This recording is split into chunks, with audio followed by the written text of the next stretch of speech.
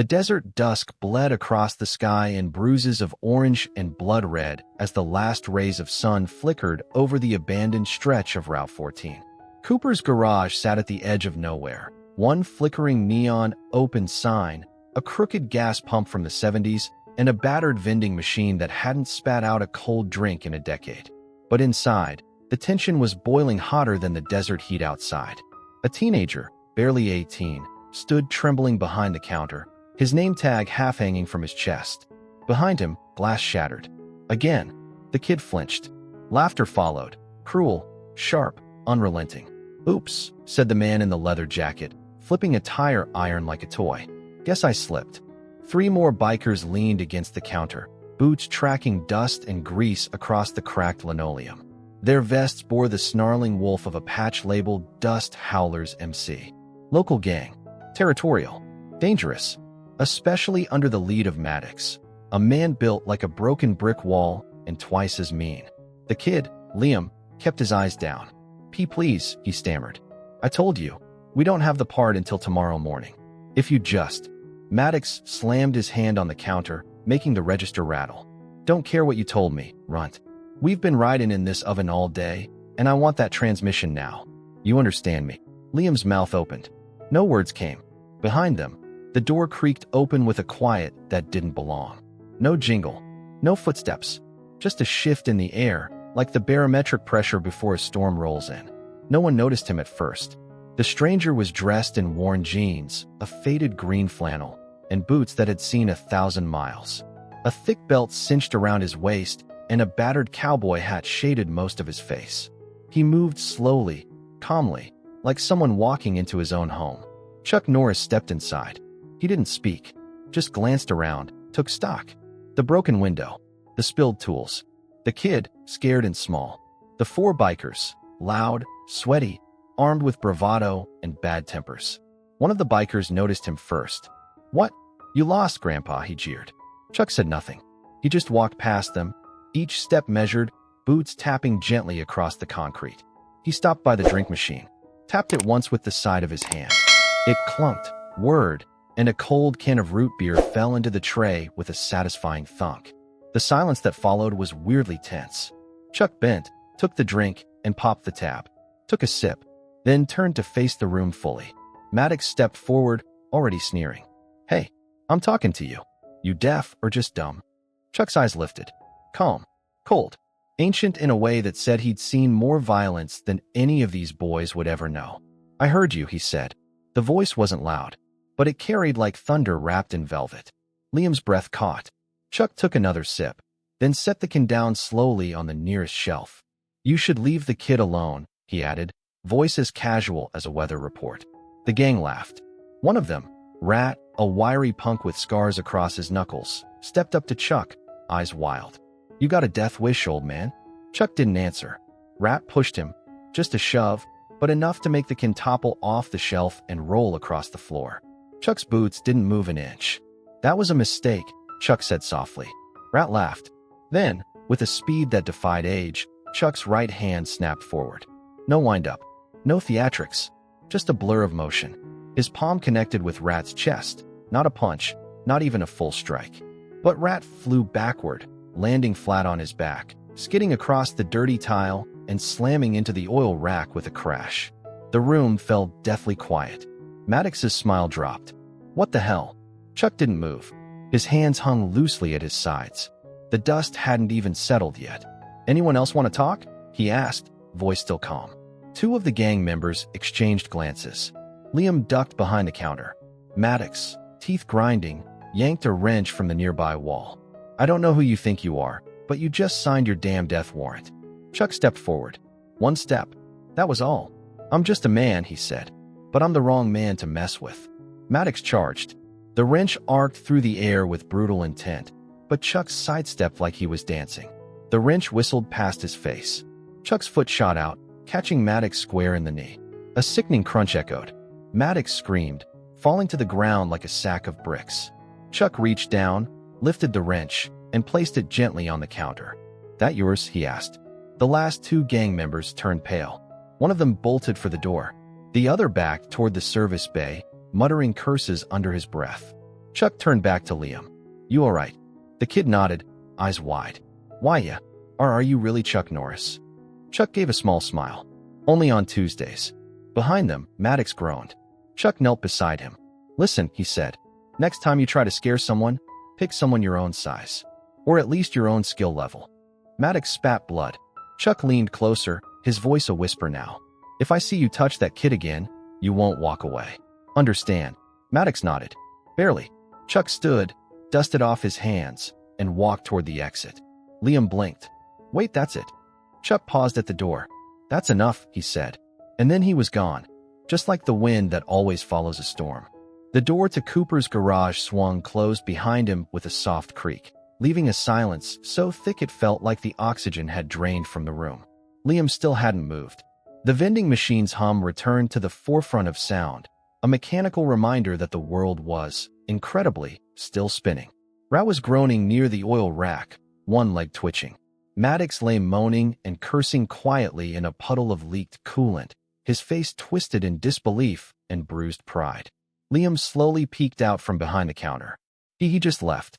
One of the remaining gang members, the youngest, Cruz, stood frozen in the service bay doorway, holding a ratchet in a trembling hand. The weapon slowly lowered, useless now. His eyes darted from Maddox to the exit, then to Liam. What the hell just happened? Cruz muttered. Liam couldn't answer.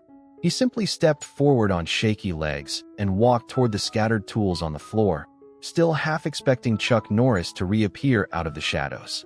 He didn't, because Chuck didn't need to. Outside, the sky was a dying ember of purple and dark orange, fading toward night. Chuck's silhouette moved slowly across the gravel lot toward an old, dust-covered Ford Bronco. He didn't check his watch. He didn't look back. He just moved like a man who had done what he came to do and didn't need applause for it. He reached into his jacket, pulled out the root beer can he'd reclaimed on the way out, and sipped it as he leaned against the hood. Inside the garage, Cruz dropped the tool with a clatter and ran out the back door, muttering curses to himself. Liam was left with Rat crawling toward the open door and Maddox still sprawled out like a beached whale on the showroom floor. The kid didn't move to help them. Instead, he dialed the sheriff's office on the old rotary phone. Yeah, he said when they answered. You're going to want to get down to Cooper's. Some guys need an ambulance, and maybe a lawyer. He paused. No, the guy who did it, he's gone. Just walked out. He hung up. The humming silence returned. By the time the deputies arrived, lights flashing against the dusty parking lot, Chuck was already a mile up the road, cruising at a steady 45, the windows down and the wind in his beard. Deputy Mendez squatted next to Maddox, shaking his head. Let me get this straight, he said slowly, scribbling on his notepad. One guy? Took down all four of you. Rat nodded, nose still bleeding. He didn't even swing first. I swear. Mendez glanced at Liam. You see it. The kid nodded, still gripping a crescent wrench in both hands. Not to fight, but like a lifeline. He just stood there. Let them come to him, Liam said. Didn't even look scared. Just calm. Like he'd already lived through worse and didn't have time for bullies. Mendez glanced toward the desert road. You get a name? Liam hesitated, then smiled. He never said, but I think you already know. The deputy's brow furrowed. Try me. Chuck Norris. There was a pause. A very long one. Mendez lowered his notebook. You're kidding. Liam's smile widened just slightly. Do I look like I'm kidding? The deputy looked toward the horizon, where the sun had dipped below the hills, and the road stretched like a ribbon into the twilight. He closed his notepad. Well, Mendez muttered. Guess that explains why nobody's dead. Miles down the road, the radio in Chuck's Bronco crackled softly. Severe storm warnings for the Eastern Valley tonight. Expect gusts up to 60 miles per hour. Residents are advised to shelter in place. Chuck reached forward and turned the volume down. He didn't need warnings. He was the storm. Meanwhile, back at the garage, Liam was cleaning up glass when Maddox groaned from the ground. This ain't over, kid. The biker spat, blood in his teeth. You don't know what kind of people we roll with. Liam stood, gripping a dustpan, and looked down at him without fear now. No, he said quietly, but I know what kind of man he is. Maddox struggled to rise, but fell back with a grunt. Liam dumped the last of the glass into the bin. He didn't flinch when the sheriff's backup began dragging Maddox and Rat into the back of the squad cars. A few feet away, Mendez looked at him. You gonna be alright tonight? The kid glanced toward the horizon. His voice came out steady. Yeah, I think I will be. The desert has a memory. It forgets nothing. Every footprint, every spilled drop of oil, every scream swallowed by the wind. And as the last echoes of sirens faded into the horizon, the night air settled over Cooper's garage like a thick, dusty quilt. Back at the roadside motel on the edge of Sandridge County, Chuck Norris stood in silence by a flickering porch light. The sign read Desert Star Inn, 7 rooms, no pool, no ice machine, and a vending unit that hadn't worked since Clinton was in office. He removed his hat and wiped the sweat from his brow with a faded red bandana. The stars overhead blinked quietly, uncaring. Chuck didn't look up. He already knew where the constellations were. He'd fought under most of them. Inside room 3, a leather duffel bag sat half unzipped on the bed. A .357 Magnum, perfectly maintained, rested atop a pair of spare jeans. But Chuck hadn't touched it in over a year. He hadn't needed it. Back in town, the dust howlers were regrouping. Not everyone had been at Cooper's garage. Maddox may have been their mouthpiece, but the real power behind the gang moved in quieter shadows, taller, leaner, and more venomous. His name was Lance Viper Carson. Unlike Maddox, he didn't raise his voice. He didn't need to. Viper sat in the back room of an illegal chop shop, sipping black coffee from a chipped mug. His left arm, inked with the gang's sigil, a serpent wrapped around a broken camshaft, twitched as he listened to the report. He took down all 4? Viper said, not looking up from his coffee. Jesse, the scout, nodded. Didn't even break a sweat. Maddox tried to go at him with a wrench. Guy just stepped aside like it was slow motion. Took him apart in under 5 minutes. Did they get a name? Jesse hesitated. No, he lied. Viper raised his eyes, cold and unreadable. Jesse blinked, beads of sweat forming on his temple. You're lying, Viper said, his tone flat. Try again. Jesse swallowed hard. They said it was Chuck Norris. Silence. A long, slow sip from the coffee mug. Funny, Viper said finally. Thought he was just a meme. Guess not, Jesse muttered. Guess not, Viper echoed. He set the mug down. Gather the boys. All of them. Midnight. Back at the motel, Chuck sat outside his room, boots up on a rusted chair, drinking the same root beer he'd cracked open hours earlier.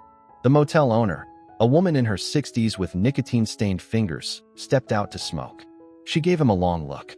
You're the guy from Cooper's, she said, not asking. Chuck gave a small nod. Sheriff called me, she added. Said you took on the howlers. I didn't take on anyone, Chuck said. They made a mistake. She took a drag from her cigarette. You're not from here. No, Chuck said. Just passing through.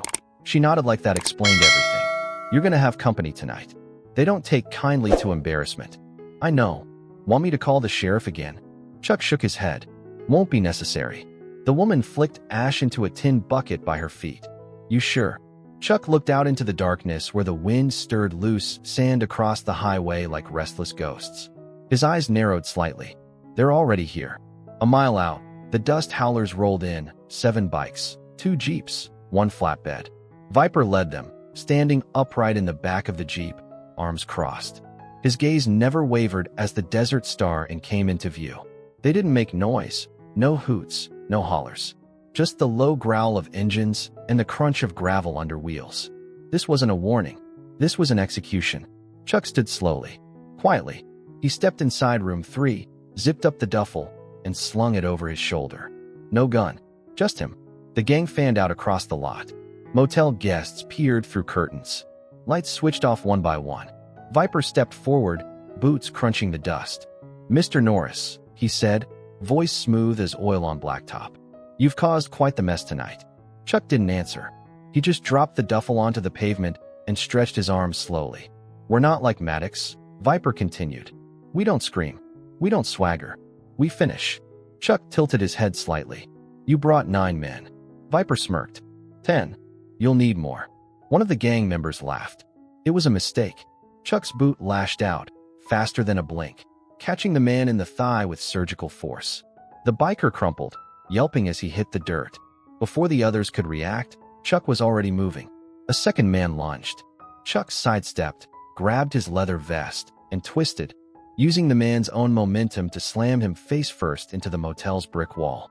The sickening thud of skull on stone rang out into the night. Viper raised a hand, signaling the others to wait. Chuck froze. "You're fast," Viper admitted. "But you're outnumbered." Chuck rolled his shoulders. "Numbers aren't everything," he said. "Ask history." Viper's smirk faded. Then he gave the signal, and hell came to Sandwich. The moment the signal dropped from Viper's hand, the dust howlers erupted into motion. The motel parking lot became a battlefield, and at its center, standing alone with dust swirling at his feet and the desert night pressing in around him, was Chuck Norris, calm, unreadable, and ready. The first two attackers came in from the left. One swung a crowbar, the other a steel chain. Chuck ducked low, his movement a whisper of motion. The chain hissed past his shoulder as the crowbar arced downward. With precise control, Chuck spun behind the chain wielder and struck him squarely in the lower back with an open palm. The man collapsed, breath punched out of his lungs, his legs giving way like wet cardboard. Before the other could recover, Chuck seized the crowbar mid-swing, wrenched it from the biker's hands, and flipped it up, catching it by the handle and driving the butt end into the man's sternum. He dropped instantly, his eyes wide in disbelief as he hit the gravel hard. Two down. The others hesitated. It had taken less than 5 seconds. "Surround him," Viper barked. They fanned out, forming a half circle, cutting off every escape path. Two moved toward the Bronco. One popped the trunk, clearly hoping to catch Chuck off guard with whatever gear he might be hiding. Chuck let him. Inside the Bronco was nothing but a tire iron, a water jug, and a Bible. The biker stared in confusion for half a second, just long enough for Chuck to reach him. One swift upward elbow to the jaw snapped the man's head back. Chuck snatched the tire iron mid-fall and turned with it as the next enemy lunged from behind. He didn't need to look. The tire iron came down in a tight arc across the attacker's kneecap. A crack echoed through the night like a firework. Screaming followed. For down. The remaining howlers moved in with renewed rage. Now it was desperation fueling them. They attacked as a unit, 3 at once from 3 angles. A younger biker swung a bat toward Chuck's ribs, but Chuck blocked with his forearm and twisted the weapon out of his grasp with bone-grinding torque. In one fluid motion, he used the bat's momentum to jab backward into another biker's gut. The man doubled over with a dry retch and collapsed. The third one, seeing an opening, pulled a switchblade and charged. Chuck let him come. At the last instant, Chuck sidestepped, grabbed the man's wrist, and drove it hard into the hood of the Bronco. The blade clattered away. Chuck's other hand delivered a sharp, clean chop to the man's neck. He dropped like a stone. 7 down. Viper hadn't moved. He stood by the motel's entrance, arms still crossed, expression unreadable. His second-in-command, Milo, stepped forward now. A 6'4" slab of muscle with a steel-toed boot and a reputation for breaking ribs just by looking at people wrong. He cracked his knuckles as he approached, his grin wide, the kind of grin that spoke of bar fights and broken teeth. "You're good, old man," Milo said. "But let's see how long you last with someone who doesn't fall down like a deck chair." Chuck didn't respond. He just set the tire iron down on the Bronco's hood and stepped forward, rolling his shoulders. Milo came in fast, low. A dirty boxer. Street-trained. His jab was quick, his hook brutal. But Chuck had seen better. Faster, deadlier, meaner. He absorbed the first few punches, reading Milo's rhythm. Then he struck. A swift kick to the shin, a nerve point. A palm to the solar plexus. Then an elbow under the chin so fast it looked like Milo had run into it. Milo staggered, blood leaking from his mouth. Chuck moved in close. "You talk too much," he said. Then dropped him with a spinning back fist that would have made an MMA fighter weep. 8 down. Only 2 were left now. One backed up, shaking his head. "Screw this, man. I didn't sign up to get killed." He turned, bolted, and disappeared into the darkness, his engine starting in the distance. 9 down. That left Viper. And Chuck. Viper finally stepped forward.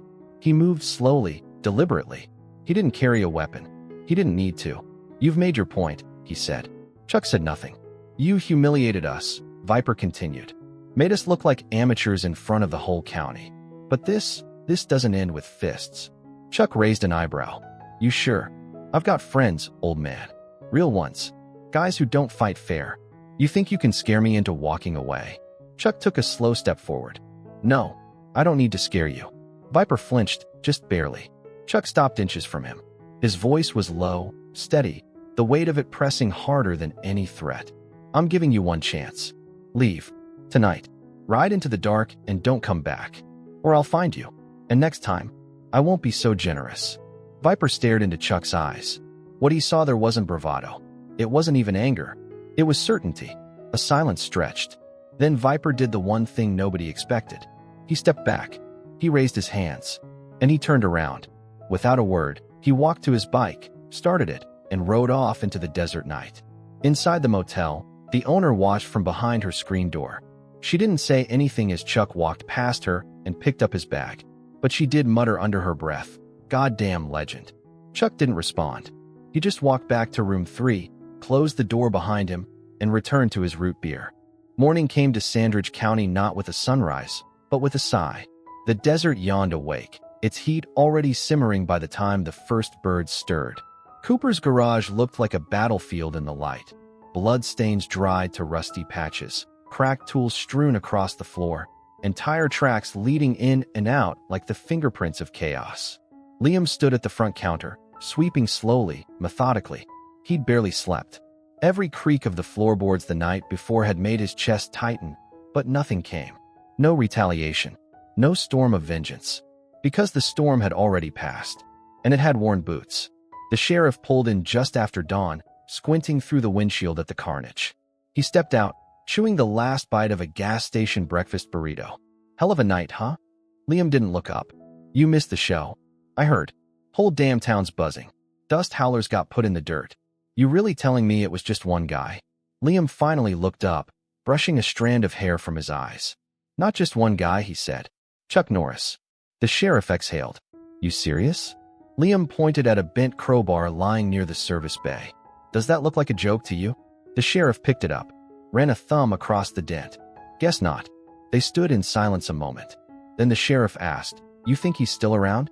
Liam gave a half smile. He's the wind, Sheriff. You don't find him. He finds you, when he's needed. 20 miles out of Sandridge, the road curled like a sun-baked serpent. The only sign of life was an old Ford Bronco rolling steadily through the morning haze. Windows down, engine purring low, dust trailing behind it like a comet's tail. Inside, Chuck Norris drove with one hand on the wheel and the other resting loosely on the open window. A cassette tape played an old blues track, the harmonica weaving through the quiet like a conversation only the desert understood. He didn't think about last night. Didn't need to. Justice wasn't something you kept score with. It was something you lived by. Day to day, step by step. The dust howlers would lick their wounds and maybe think twice before bullying the weak again. If they didn't, well, there was always next time. And he'd be there. Back at the Desert Star Inn, the motel owner sipped her black coffee, watching the road. She saw the dust cloud rise in the distance as the Bronco disappeared into the horizon. She didn't wave. She knew he wouldn't look back. Men like him never did. They didn't need thank yous. They didn't need medals. They needed silence, space, and a country full of wrongs just waiting to be set right. She took another sip. God bless him, she whispered. At Cooper's garage, Liam unlocked the front door for the first customer of the day. A family in an overheated sedan. Dad sweating bullets. Mom fanning herself. 2 kids in the back whining about the heat. Transmission's gone, the dad groaned. You got time to look? Liam nodded. Yeah, I got time. As he walked to the service bay, he caught his reflection in the cracked window. Still just a kid, but a little taller this morning. A little surer. There was a steel there now, quiet but firm. He hadn't learned it from a book. He'd learned it from the man in the flannel shirt and the dusty boots. From the man who stood his ground when others shook. From the man who left before the applause, but after the peace had returned. Chuck Norris. A month later, a package arrived at Cooper's garage. No return address. Just Liam's name, written in sharp, deliberate pen strokes. Inside, a new crowbar. Polished. Balanced. Weighted just right. Engraved on the handle were 4 words. Right is always enough. Liam smiled. Then hung it above the counter, right where everyone could see it. Not as a trophy, as a reminder.